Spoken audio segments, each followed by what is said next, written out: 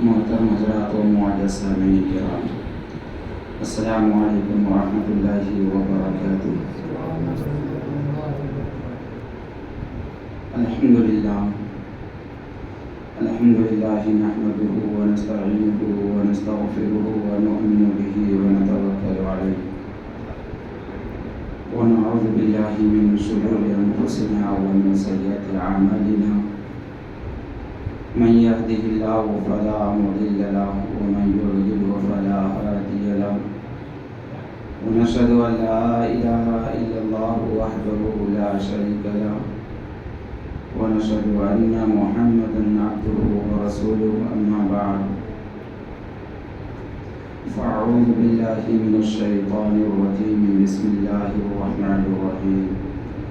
شهر رمضان الذي أنزل فيه القرآن، صدق الله المولان العظيم، وصدق رسوله النبي الأمين المكين المتين الكريم، ونحن على ذلك لمن الشاهدين والشاكرين والذاكرين، والحمد لله رب العالمين۔ آئیے کچھ عرض کرنے سے پہلے، سننے اور سنانے سے پہلے اس آقا نامدار مدینے کے تاجدار، دونوں عالم کے مالک و مختار، گنبد خضرا میں آرام فرمانے والے آقا و داتا حضور شافع یوم المشور، رحمت للعالمین، شفیع المذنبین، احمد مجتبی محمد مصطفیٰ صلی اللہ تعالی علیہ وسلم کی بارگاہ بکش پناہ میں درود و سلام کی ڈالیاں نچھاور کرے، بآواز بلند سے درود شریف پڑھیں۔ اللہ رب محمد صلی اللہ علیہ وسلم، ونحن عباد محمد صلی اللہ علیہ وسلم، صلی اللہ تعالی علیہ وسلم۔ کہ سامعین کرام، ہمارے سامنے سے ماہ رمضان المبارک کا مہینہ بہت ہی بڑی تیزی سے گزر رہا ہے۔ آج چھٹا روزہ ہے اور انشاءاللہ 7ویں تراویح ہوگی۔ ہم اور آپ خوش نصیب ہیں کہ ہمیں اور آپ کو رمضان کا مہینہ ملا، اور رمضان المبارک کے مہینے میں روزے رکھ کر، ذکر و اذکار کر کے اللہ رب العالمین کو راضی کرنا، کیونکہ اللہ فرماتا ہے یا ایھا الذین آمنوا کتب علیکم الصیام کما کتب علی الذین من قبلکم لعلکم تتقون۔ اے ایمان والو، تم پر روزہ فرض کیا گیا جیسا کہ تم سے اگلے والوں پر فرض کیا گیا تھا، تاکہ تم متقی و پرہیزگار ہو جاؤ۔ جو اس رمضان مبارک کے مہینے میں روزہ رکھ کر، ذکر و اذکار کر کے متقی و پرہیزگار ہو گیا تو وہ ہر جگہ کامیاب ہے۔ کہ سامعین کرام، جو جس ماحول میں رہتا اس کو وہی نظر آتا۔ شرابی اگر شراب کے ماحول میں رہے گا تو اسے شراب پینا ہی آتا۔ نمازی کے ماحول میں رہے گا تو اسے نماز پڑھنا آتا۔ اور جس گھر میں اگر دیندار ہے، ماں باپ روزہ دار ہے، اگر گھر کی ماں بہنیں روزہ دار ہے تو اس گھر میں جوان بیٹے، جوان بھائی بھی روزہ رکھتے ہوئے نظر آئیں گے۔ اور جس گھر میں اگر دیندار نہیں ہے، نماز کا پابند نہیں ہے، جس گھر میں برائی کا اڈا بن چکا ہو تو گھر تباہ و برباد میں شمار کیا جاتا ہے۔ حضرت خواجہ خواجگان رضی اللہ تعالیٰ عنہ کا بیان ہے کہ حضرت عمر فاروق اعظم رضی اللہ تعالیٰ عنہ کے دور خلافت میں عراق کو فتح کیا۔ جب عراق فتح ہوا تو وہاں کا بادشاہ بھی گرفتار ہوا، اور لشکر اسلام نے اس عراق کے بادشاہ کو گرفتار کر کے حضرت عمر رضی اللہ تعالیٰ عنہ کی خدمت میں پیش کیا، اور حضرت عمر رضی اللہ تعالیٰ عنہ نے عراق کے بادشاہ سے کہا کہ اسلام کو قبول کر لو، اسلام میں آ جاؤ، اسلام کو سینے سے سینے لگا لو، لیکن وہ عراق کا بادشاہ انکار کر دیا۔ تو حضرت عمر رضی اللہ تعالیٰ عنہ نے کہا تمہاری دو شرطیں ہیں، یا تو اسلام کو قبول کرو یا تو پھر قتل ہونے کے لیے تیار ہو جاؤ۔ تو عراق کا بادشاہ حضرت عمر رضی اللہ تعالیٰ عنہ سے کہا کہ میں تو اسلام کو قبول نہیں کرتا، میں اسلام میں نہیں آتا، لیکن قتل ہونے کے لیے تیار ہوں۔ تو حضرت عمر رضی اللہ تعالیٰ عنہ نے ننگی تلوار کو منگوایا، تو وہ بادشاہ حضرت عمر فاروق اعظم سے ایک شرط رکھی کہ میری ایک شرط ہے، پھر مجھے قتل کر دینا۔ حضرت عمر فاروق اعظم رضی اللہ تعالیٰ عنہ نے فرمایا تمہاری کیا شرط ہے، ظاہر کرو، تمہاری شرط قبول کی جائے گی، منظور کی جائے گی۔ تو وہ بادشاہ بہت چالاک تھا اور چالاکی سے کام لیا اور کہا یعنی مجھے مٹی کے مٹکے میں پانی دیا جائے، اور جب تک میں یہ پانی نہیں پیوں گا اب تک آپ مجھے قتل نہیں کریں گے، اگر یہ شرط منظور ہے تو بولو۔ تو حضرت عمر فاروق اعظم نے کہا ٹھیک ہے، مجھے تمہاری شرط منظور ہے، مجھے تسلیم ہے۔ حضرت عمر فاروق اعظم رضی اللہ تعالیٰ عنہ نے حکم دیا کہ مٹی کے مٹکا میں اس کو پانی دیا جائے، اور مٹی کے مٹکا میں پانی دیا گیا، اور وہ بادشاہ کے ہاتھ میں جب مٹی کا مٹکا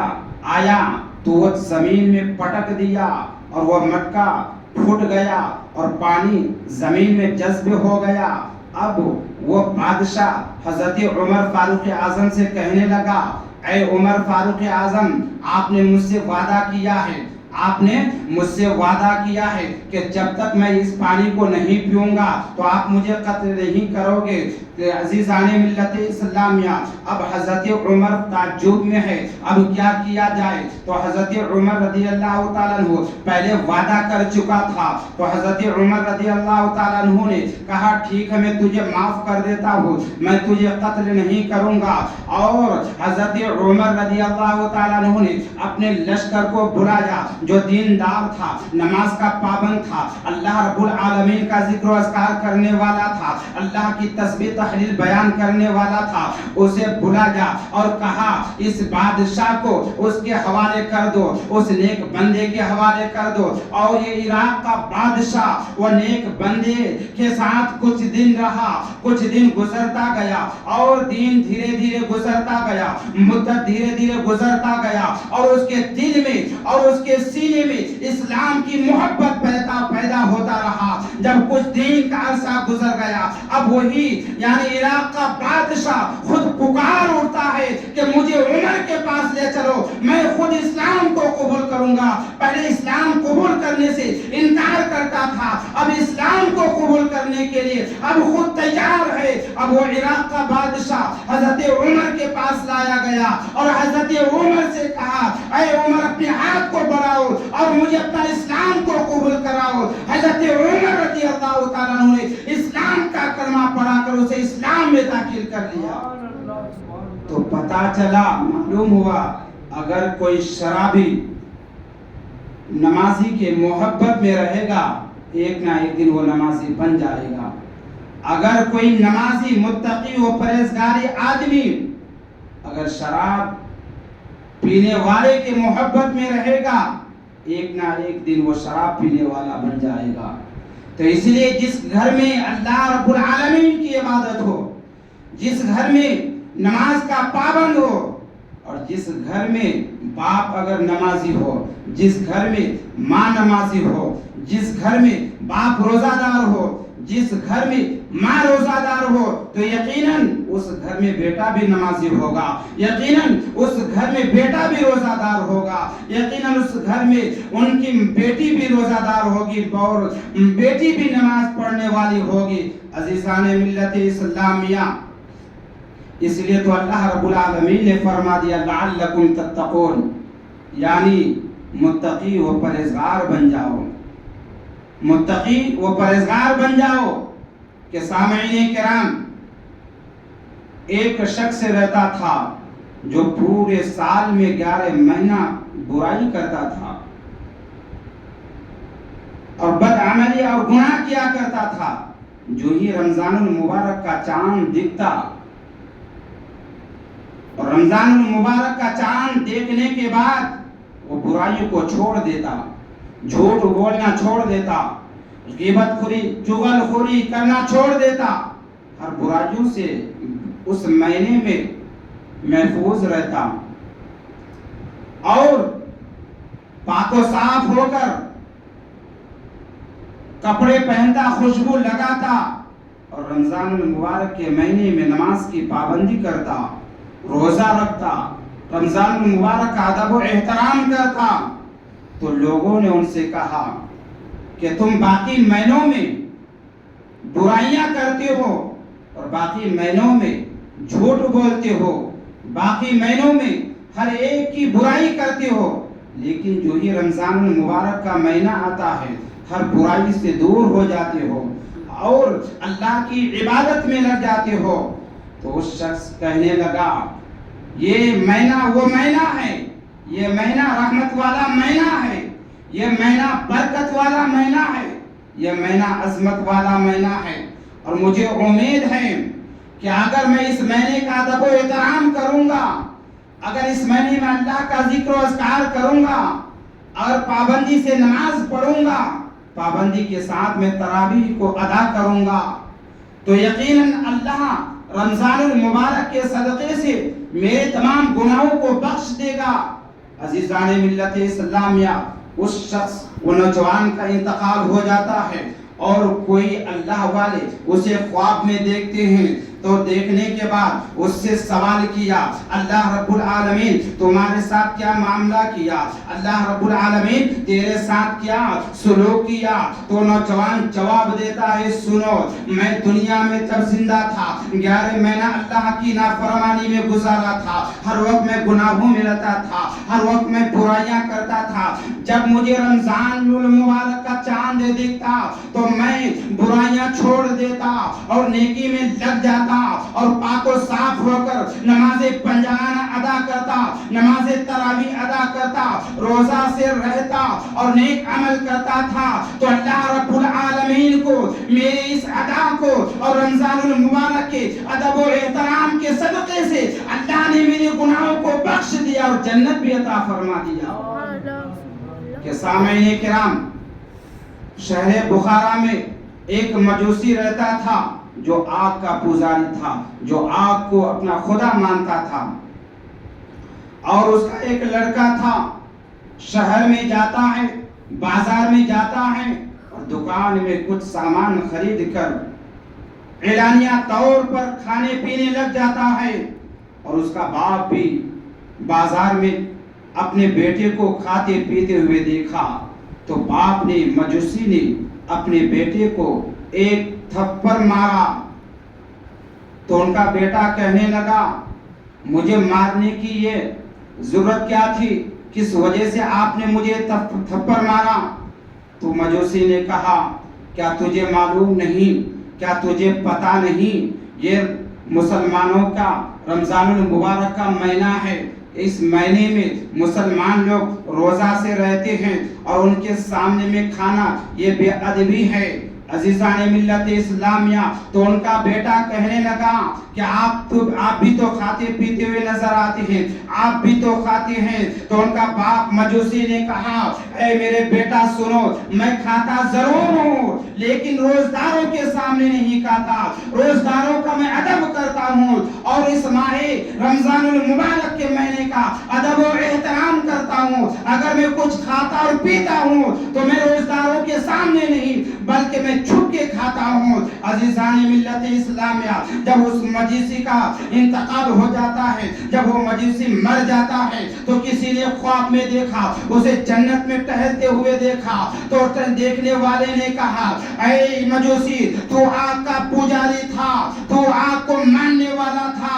تو آگ کو اپنا خدا یعنی کہلانے والا تھا، لیکن تجھے یہ مقام، یہ مرتبہ، یہ جنت کی اعلیٰ منزل کس طرح حاصل ہوا؟ تو مجوسی کہنے لگا جب میں دنیا میں تھا، رمضان المبارک کا مہینہ آتا تھا، میں کھاتا پیتا تھا لیکن روزداروں کے سامنے نہیں کھاتا بلکہ میں چھپ کے کھاتا تھا اور اس ماہ مبارک کے مہینے کا ادب و احترام کیا کرتا تھا. جب میری روح میری جسم سے جدا ہو رہی تھی، اس رمضان المبارک کے صدقے سے اللہ نے مجھے ایمان کی دولت سے نوازا، تو اللہ نے مجھے رمضان المبارک کے صدقے سے میرے گناہوں کو معاف فرما دیا، جنت بھی عطا فرمایا. لیکن آج ہم مسلمان ہیں، صحت کی تندرستی ہے، موٹے تازے ہونے کے باوجود بھی روزے نہیں رکھتے ہیں. بہانہ بتاتے ہیں کہ میرے ساتھ بیماری ہے، بھوک ہم سے برداشت ہو نہیں پاتی ہے، پیاس ہم سے برداشت ہو نہیں پاتی ہے، اس لیے ہم روزہ نہیں رکھتے ہیں. اور ایک مجوسی نے صرف رمضان المبارک کا ادب و احترام کیا تو اللہ اسے جنت عطا فرما دیا. اگر کوئی مسلمان روزہ رکھے گا اور اللہ کو راضی کر لے گا، اس لیے اللہ نے 12 مہینے میں ایک مہینہ اللہ رب العالمین نے اپنے امت کے لیے اس روزہ، اللہ رب العالمین نے اپنے محبوب کی امت پر یہ روزہ فرض کر دیا تاکہ میرے محبوب کی امت اس رمضان المبارک کے مہینے میں روزہ رکھ کر متقی و پرہیزگار بن جائے اور جہنم سے نجات فرما کر یعنی جنت کا حقدار بنا دو. سامعین کرام، نبی پاک صلی اللہ تعالی علیہ وسلم فرماتے ہیں جب میں معراج کی رات کو سدرۃ المنتہا پر پہنچا تو وہاں ایک ایسے فرشتے کو دیکھا. نبی پاک فرماتے اس سے پہلے میں نے اس فرشتے کو نہ دیکھا، اور وہ فرشتہ ایسا فرشتہ ہے کہ ان کے ایک کاندھے سے دوسرے کاندھے تک پہنچنے کے لیے 1,00,000 سفر کی برابر مسافت ہے. اور فرماتے ہیں اس فرشتے کا سر 70,000 سر ہے اور پھر 70,000 منہ ہے، اور 70,000 منہ میں 70,000 زبانیں ہیں، اور 70,000 سر میں نورانی چوٹی ہے، اور ہر چوٹی میں سر کے بال میں 70,000 فرشتے 70,000 موتی اس میں لٹکے ہوئے ہیں، اور اس ہر ایک موتی کے پیٹ میں ایک بہت بڑا دریا ہے، اور ہر ایک دریا میں ایک بہت بڑی مچھلیاں ہیں، اور اس مچھلی کے پیٹ میں لا الہ الا اللہ محمد رسول اللہ لکھا ہوا ہے. اور اس ایک فرشتہ کا ہاتھ ایک سر میں ہے اور دوسرا ہاتھ پیٹھ پر ہے، اور وہ فرشتہ اللہ رب العالمین کا تسبیح و تحلیل ذکر و اذکار بیان کرتا ہے تو اللہ رب العالمین کا عرش خوشی میں جھوم اٹھتا ہے. تو جب حضرت نبی پاک نے اس فرشتے کو دیکھا تو نبی پاک نے جبرائیل سے پوچھا اے جبرائیل یہ کون ہے؟ نبی پاک نے فرمایا اے اللہ کے پیارے محبوب یہ فرشتہ ہے، اللہ رب العالمین نے اسے پیدا فرمایا. اے اللہ کے پیارے محبوب صلی اللہ علیہ وسلم، یعنی یہ فرشتہ وہ فرشتہ ہے، اللہ نے اسے حکم دیا کہ تیرے یا رسول اللہ آپ کی اور آپ کی امت جو روزہ سے رہیں گے یہ فرشتہ ان کے لیے دعائیں مغفرت اور ان کی استغفار کرتے رہیں گے. تو روزہ دار کتنا خوش نصیب ہے کہ وہ فرشتہ روزداروں کے لیے دعائیں مغفرت اور ان کی بخشش کے لیے دعائیں کرتے رہتے ہیں۔ کہ سامعین کرام، حدیث میں ہے کہ جب قیامت قائم ہوگا اللہ رب العالمین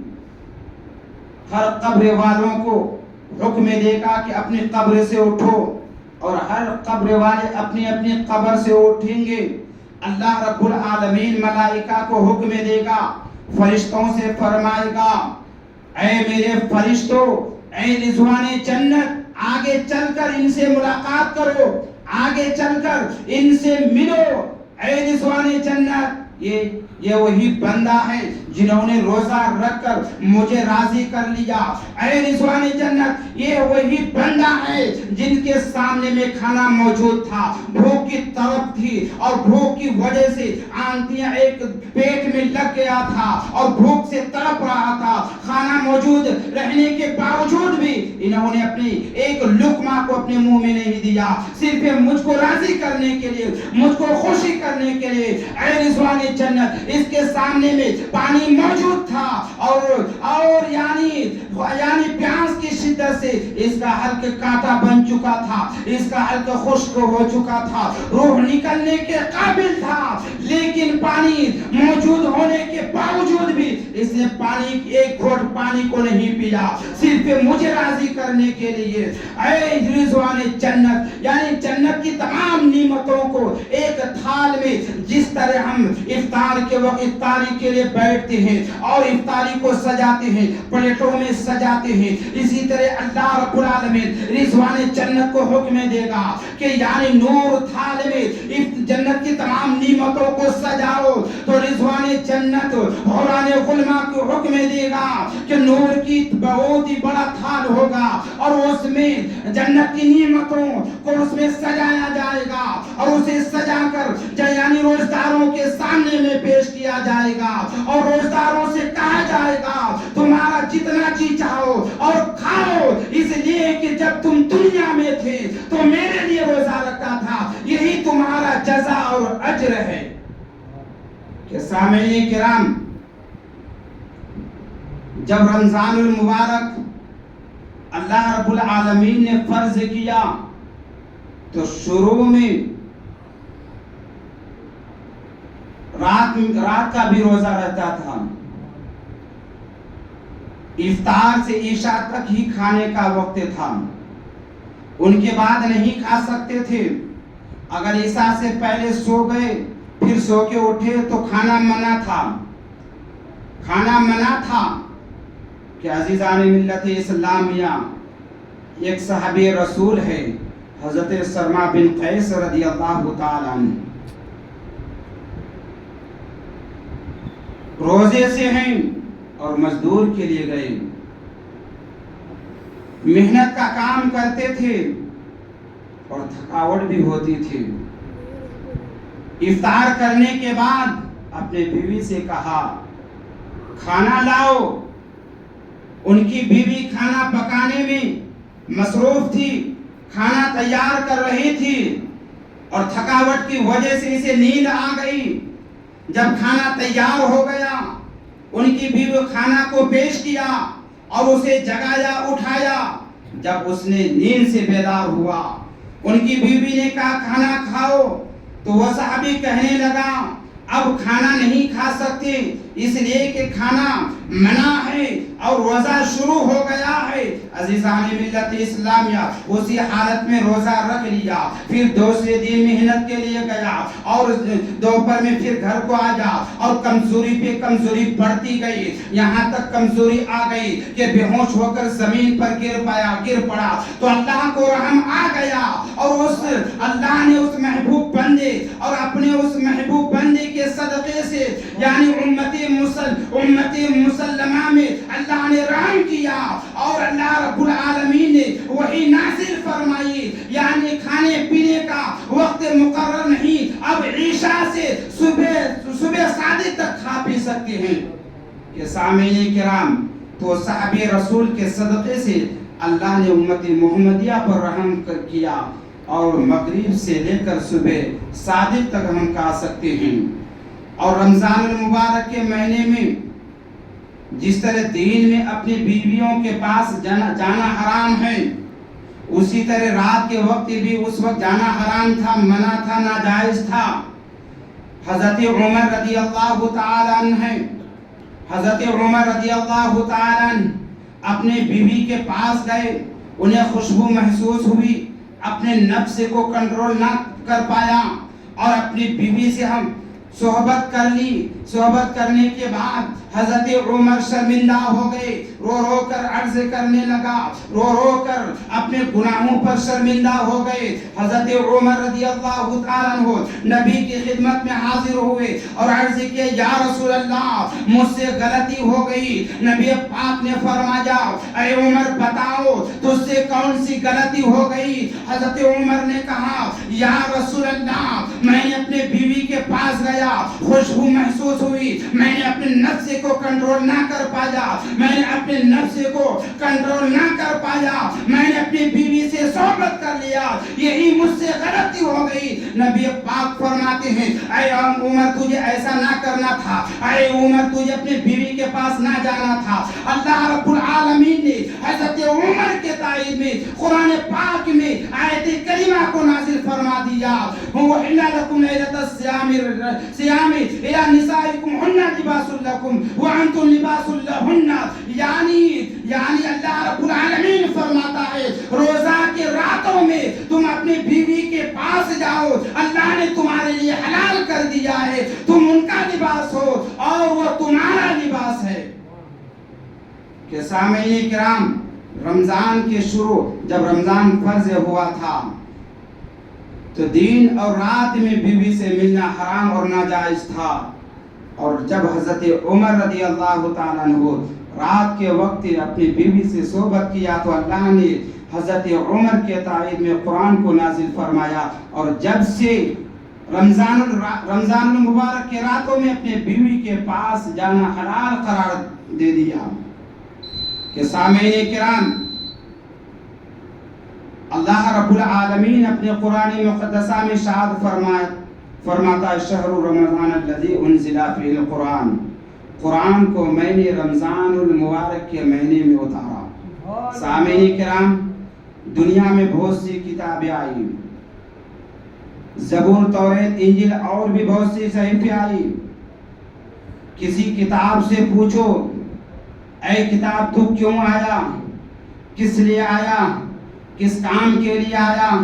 تمہارا نام کیا ہے، تو کس پر اترا، تو کسی کتاب نے جواب دے نہیں پایا،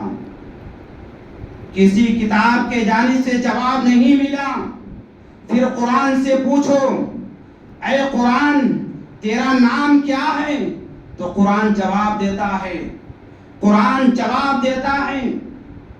کہ میرا نام قرآن ہے۔ اور پھر قرآن سے پوچھو، اے قرآن تو کس کے طرف سے آیا، تو قرآن جواب دیتا ہے، تنزیل من رب العالمین، میں اللہ کے جانب سے آیا۔ پھر قرآن سے پوچھو، اے قرآن تو کس پر آیا،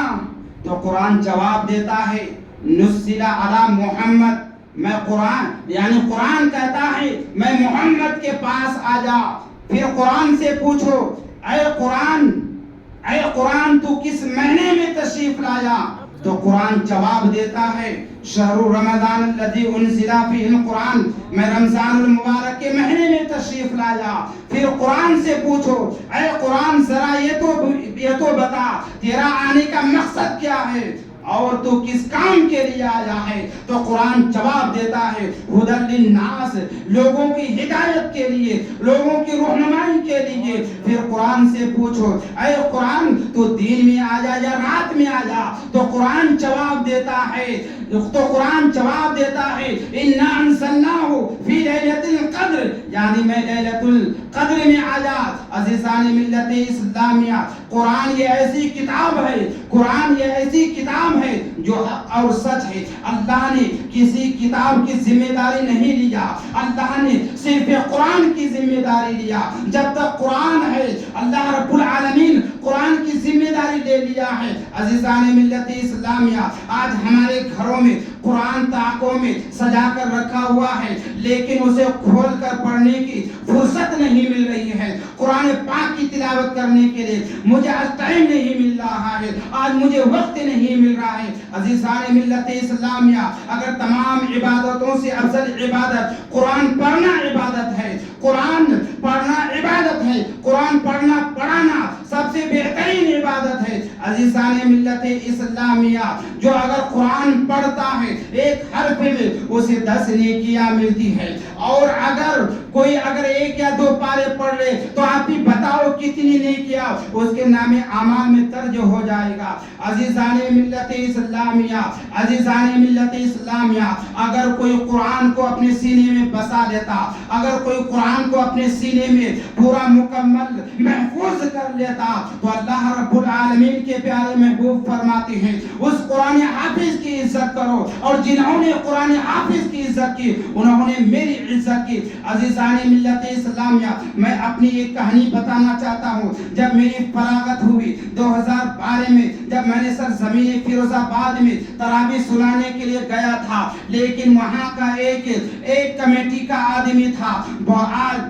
ایک کمیٹی کا آدمی تھا, اور انہوں نے مجھ سے سوال کیا کہ آپ پہلے مجھے 5 پارہ سناؤ. میں نے کہا میں سنانے کے لیے تیار ہوں, لیکن سننا ہے تو تراویح میں سن لینا. عزیزان ملت اسلامیہ, آج کے دور میں بھی ہر مسجد میں 1-2 فتنے مل جائیں گے, اور کوئی بھی وہاں حافظ آتا تھا اسے پریشان کیا کرتا تھا, اور میں نے کہا میں تمہیں ایسے بیٹھ کر نہیں سناؤں گا, اگر سننا ہے تو مجھے تراویح میں سن لینا. عزیزان ملت اسلامیہ, جب تراویح شروع ہوئی تو میں نے قرآن پاک کو سنانا شروع کیا, اور جب میری فراغت ہوئی اس وقت آپ لوگوں کی دعاؤں سے میں نے قرآن کو 15 پارہ کر کے 2 دن میں سنایا. اور وہاں جانے کے بعد پہلی رکعت میں نے 2 پارہ کو سنا دیا, ان کے بعد پھر دوسری رکعت میں 3 پارے مکمل کر لیا. پہلی تراویح میں اس نے بولا تھا 5 پارہ, میں نے کہا 5 پارہ نہیں, میں 7 پارہ سنا دوں گا. جب میں نے 7 پارہ سنایا سب کی زبانیں بند ہو گئی, سب کی زبانیں خاموش ہو گئی. جب میں نے تراویح کو وہاں مکمل کیا, جو فتنے والا آدمی تھا, جو وہاں حافظ آتا تھا اس کو ستایا کرتا تھا, وہی پہلے آ کے مجھ سے پیسے کا ہار پہنایا, اور وہاں کے لوگوں نے مجھ سے ایسی عزت دی, مجھ سے ایسی عزت دی, ہر لوگوں نے مجھ سے, ہر ایک نے مجھ سے مصافحہ کیا اور گفٹ سے نوازا. عزیزان ملت اسلامیہ, اگر کوئی قرآن کو اپنے سینے میں بسا لیتا ہے, اگر کوئی قرآن کو سورہ فاتحہ سے لے کر سورہ ناس تک اپنے سینے میں محفوظ کر لیتا ہے, ایک حرف کو اپنے سینے میں محفوظ کر لیتا ہے, تو اللہ رب العالمین کے پیارے محبوب فرماتے ہیں بروز قیامت کے دن ان کے والدین کے, ان کے سر پہ ایسا تاج پہنایا جائے گا جو چاند سے بھی زیادہ اور سورج سے بھی زیادہ روشن دار ہوگا. عزیزان ملت اسلامیہ,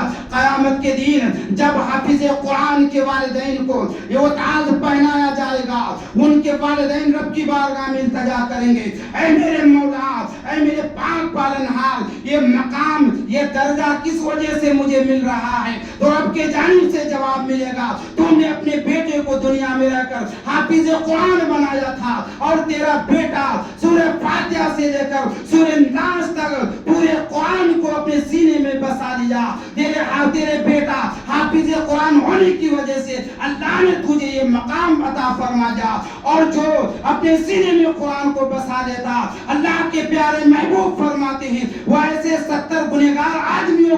آدمیوں کو بخشوائے گا جس پر جہنم واجب ہو چکا تھا. اللہ رب العالمین کے پیارے محبوب فرماتے ہیں ایسے حافظ قرآن 70 گنہگار آدمیوں کو یعنی جہنم سے نکال کر جنت کا حقدار بنائے گا. کہ سامعین کرام, اس لیے اسلامی تعلیم کو عام کرو, قرآن پاک اپنے اولادوں کو پڑھاؤ, حافظ قرآن پڑھاؤ. یہ ضروری نہیں ہے کہ حافظ قرآن بننے کے بعد امامت ہی کرنا ہے, یہ ضروری نہیں ہے کہ حافظ قرآن بننے کے بعد مدرسے ہی میں پڑھنا ہے. کہ عزیزان ملت اسلامیہ, کہ رمضان المبارک کا مہینہ ہے, اور جو اس رمضان المبارک کے مہینے میں 1 روپے بھی اگر اللہ کی راہ میں خرچ کرتا ہے اسے 70 روپے کا اجر دیا جاتا ہے۔ اگر یہ رمضان المبارک کا مہینہ گزر گیا، اگر ٹارچ یا لائٹ لے کر تلاش کریں گے تو پھر نہیں ملے گا۔ یہ رمضان المبارک کا مہینہ مجھے ہمیں نصیب ملا تو اسے غنیمت سمجھو اور اسے غنیمت سمجھ کر روزہ کا پابند بن جاؤ، روزہ کو ترک مت کرو۔ لیکن آج روزہ داروں کے سامنے میں پانی پیتے ہوئے نظر آتے ہیں، روزہ داروں کے سامنے میں کھاتے پیتے ہوئے نظر آتے ہیں، اور جہاں اسلامی حکومت ہے تو اس کے لیے حکم یہ ہے کہ اگر کوئی روزہ نہ رکھے، اعلانیہ طور پر کھاتا پیتا ہے تو اسے یعنی چوراہے پہ قتل کرنے کا حکم ہے۔ اور اگر کسی نے جان بوجھ کر ایک روزہ کو ترک کر دیا، اگر پوری زندگی روزہ رکھتا رہے تو اس ایک روزے کی فضیلت کو نہیں پا سکتا۔ عزیزان ملت اسلامیہ، اگر کوئی روزہ رکھتا ہے اور نماز تراویح ادا کرتا ہے، سامعین کرام، یہی تراویح اور یہی روزہ بروز قیامت کے دن میری شفاعت کرے گا، اور تراویح اللہ کی بارگاہ میں فریاد کرے گی، اے میرے مولا، اے میرے پاک پالنہار، یہ وہی بندہ ہے جنہوں نے اپنی نیند کو قربان کر دیا، اپنے وقت کو قربان کر دیا، اپنے بیوی بال بچوں کی محبت کو قربان کر کے مسجد میں آیا اور تراویح کو ادا کیا۔ اے میرے مولا، میرے صدقے سے ان کی، یا میرے مولا میرے صدقے سے یعنی ان کی نجات فرما دے۔ اللہ کی رحمت جوش میں آئے گی، اور اللہ کی رحمت جوش میں آئے گی اور اسے یعنی ان کے گناہوں کو معاف فرما کر جنت عطا فرما دے گا۔ عزیزان ملت اسلامیہ، عزیزان ملت اسلامیہ، یہ رمضان المبارک کا مہینہ ہے۔ حضرت عبداللہ بن مبارک بہت ہی بڑے بزرگ ہیں، بہت ہی بڑے بزرگ گزرے ہیں، اور انہوں نے حج و سعادت حج کرنے کی نیت کی، اور حج کرنے کے لیے خانہ معظمہ میں بھی پہنچا۔ جب حج سے فارغ ہوا، حج سے فارغ ہونے کے بعد حرم شریف میں بیٹھا، اور بیٹھے بیٹھے اسے نیند آ گئی، آنکھ لگ گئی۔ جب اس کی آنکھ لگ گئی تو کیا دیکھتے ہیں کہ آسمان سے 2 فرشتے نازل ہوئے، اور ایک فرشتہ دوسرے فرشتے سے کہتے ہیں کہ اس سال کتنے لوگ حج کیے ہیں، کتنے لوگ حج کے لیے یہاں پر آئے ہیں؟ تو دوسرے فرشتے نے کہا اس سال 6 لاکھ حاجیوں حج کے لیے یہاں آئے ہیں۔ اور پھر فرشتہ اپنے آپس میں کہتے ہیں اس سال اللہ نے کتنے حاجیوں کے حج کو اپنی بارگاہ میں قبول فرمایا؟ تو دوسرے فرشتہ کہتے ہیں اس سال اللہ رب العالمین نے 6 لاکھ حاجیوں میں سے ایک کا بھی حج قبول نہیں کیا، ایک کا بھی حج قبول نہیں کیا۔ اب حضرت عبداللہ بن مبارک خواب میں یہ سنتے ہیں تو پریشان ہو گئے، تعجب ہو گئے کہ 6 لاکھ آدمی دور دراز کے مقام سے آئے ہیں حج کرنے کے لیے، اور ان کا حج اللہ کی بارگاہ میں قبول نہ ہوا، بے چین پریشان بے قرار تھے۔ اور پھر ایک فرشتہ اپنے آپس میں پھر کہنے لگا کہ اللہ رب العالمین نے ایک شخص کے صدقے سے اللہ نے حج کو قبول کیا، اور وہ حج کرنے کے لیے یہاں آنے کا ارادہ کیا، لیکن وہ یہاں آ نہیں سکا۔ اللہ نے انہیں مقبول حج کا ثواب بھی عطا فرما دیا، اور اللہ نے ان کے صدقے سے 6 لاکھ حاجیوں کے حج کو اپنی بارگاہ میں قبول فرما لیا۔ جب حضرت عبداللہ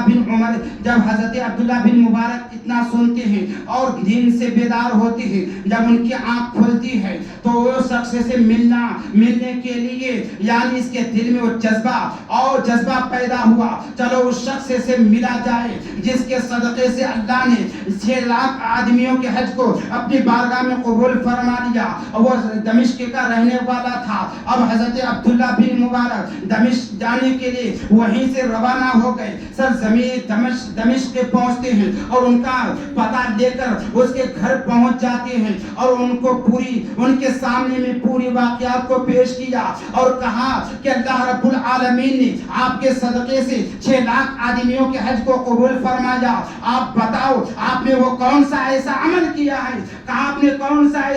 ایسی نیکی کی ہے, اللہ نے آپ کے صدقے سے اللہ نے یعنی 6 لاکھ حاجیوں کے حج کو قبول کیا. عزیزان ملت اسلامیہ, اتنا سننا تھا. وہ دمشق کا رہنے والا یعنی جوتا سلتا تھا, جوتے کو مرمت کرتا تھا, 30 سال سے جوتا سلتا تھا. اس کے دل میں اس کے دل میں یعنی حج کرنے کی خواہش تھی, اس کے دل میں حج کا ارادہ تھا اور 30 سال تک جوتے مرمت کرتا, اس میں سے حلال کمائی کماتا, حج کے لیے اٹھا کر رکھ دیتا, اپنے اولاد پر کچھ خرچے کرتا. لیکن جب 30 سال کا عرصہ گزر گیا, ان کے پاس 300 درہم یعنی جمع ہو گیا اور وہ کہنے لگا یہی میری نیکی ہے. عزیزان ملت اسلامیہ, اور جب ان کو حج کے لیے جانا تھا ان سے قبل اور اسی رات میں ان کی بیوی حاملہ بھی تھی, اور جب پڑوسی میں گوشت پک رہا تھا, گوشت کی خوشبو آئی, ان کی بیوی جو حاملہ تھی اور انہیں گوشت کھانے کی دل کی خواہش ہوئی, تو کہا مجھے گوشت کھانے کی خواہش ہے, مجھے گوشت کھلا دو. عزیزان ملت اسلامیہ, وہ شخص اپنے گھر سے کٹورا لیتا ہے اور اپنے پڑوسی کے پاس گیا اور گوشت کا سوال کیا کہ آپ گوشت پکا رہے ہیں, آپ کی گوشت کی خوشبو میرے گھر تک آئی اور میری بیوی حاملہ ہے, ان کو کھانے کی خواہش پیدا ہو گئی. تو پڑوسی سن کر ان کے آنکھ سے آنسو جاری ہو گیا اور کہنے لگا کہ 1 ہفتہ سے میرے گھر میں چولہا نہیں جل رہا ہے, 1 ہفتہ سے میرے پورے بال بچے بھوک سے تڑپ رہے ہیں اور بھوک سے نڈال ہو چکے ہیں, اور قریب ہے کہ میرے بچوں کی روح جسم سے یعنی جدا ہونے والی ہے. تو میں نے گھر سے کٹورا لیا اور شہر کے باہر چلا گیا, جہاں مرا ہوا جانور جس جگہ پھینکا جاتا تھا وہاں ایک تر و تازہ مرا ہوا جانور تھا. میں نے چاقو کو نکالا اور گوشت کو کاٹ کر کٹورے میں رکھا اور اسی مرے ہوئے جانور کا گوشت لے آیا اور اسی گوشت کو پکاتی ہوں. یہ گوشت ہمارے لیے یعنی حلال ہے, یہ گوشت تمہارے لیے حرام ہے. اتنا سننا تھا. وہ اپنے گھر کو جاتا ہے اور جو 300 درہم جمع کیا تھا وہ 300 درہم کو لے لیتا ہے, لینے کے بعد اپنے پڑوسی کے حوالے کر دیتا ہے اور کہتا ہے جاؤ اپنی ضروریات کو پورا کر لو. اور وہ جوتا سلنے والا حضرت عبداللہ بن مبارک سے کہتے ہیں میرا کوئی بڑا عمل نہیں تھا, میرا یہی عمل تھا کہ میں نے ان 300 درہم کو نکال کر ایک غریب کو دے دیا تو اللہ نے اسے قبول کر لیا, یہی میرا عمل ہے. سامعین کرام, یہ رمضان المبارک کا مہینہ ہے. اگر آپ کے پڑوسی میں کوئی بھوکا ہے, کوئی اگر ننگا ہے, کوئی کھانے کے لیے تڑپ رہا ہے تو اس کا خیال کرو, اس کا دھیان رکھو. نبی پاک صلی اللہ علیہ وسلم فرماتے ہیں اگر کسی کے پاس لاکھوں روپے ہو, اگر 1 لاکھ کو اللہ کی راہ میں صدقہ و خیرات کر دیا, کسی کے پاس صرف 2 درہم یعنی 2 روپے ہو اور ان 2 روپے میں سے صرف 1 روپے اللہ کی راہ میں خرچ کیا, تو 1 لاکھ صدقہ کرنے سے وہ 1 روپے خرچے کرنے والا افضل ہے.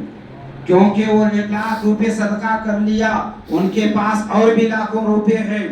جس سے وہ اپنی زندگی کو گزارا کر سکتا. اس کے پاس صرف 2 روپے ہے, 1 روپے صدقہ کیا اور 1 روپے بچا, تو اس لیے وہ اس سے یہ افضل ہوا. تو اس لیے کہ رمضان المبارک کا مہینہ ہے, جتنا ثواب لوٹنا ہے, جتنی نیکی کمانا ہے کما لو. صرف 1 مہینے کی مہلت ہے, پھر یہ مہینہ گزرنے کے بعد اتنا ثواب پھر نہیں دیا جائے گا. 1 روپے خرچ کرو گے تو 1 ہی روپے کا ثواب دیا جائے گا. اگر اللہ نے آپ کو مال و دولت سے نوازا, اللہ نے آپ کو صاحب استطاعت کیا ہے, تو خوب اللہ کی راہ میں خرچ کرو, خوب اللہ کی راہ میں صدقہ و خیرات کرو. کرو. اور ہمارے مسجد حسین میں بھی انشاءاللہ یہاں پر افطار اور سحری کا بھی انتظام ہے. اور گزشتہ جمعہ کو بھی میں نے بیان کیا تھا, اگر کوئی حضرات اگر آگے چل کر حصہ لینا چاہتے ہیں تو لے سکتے ہیں, اپنے نام کو بھی اپنے رجسٹر میں درج کرا سکتے ہیں. وآخر دعوانا الحمدللہ رب العالمین. سامنے آ جائے.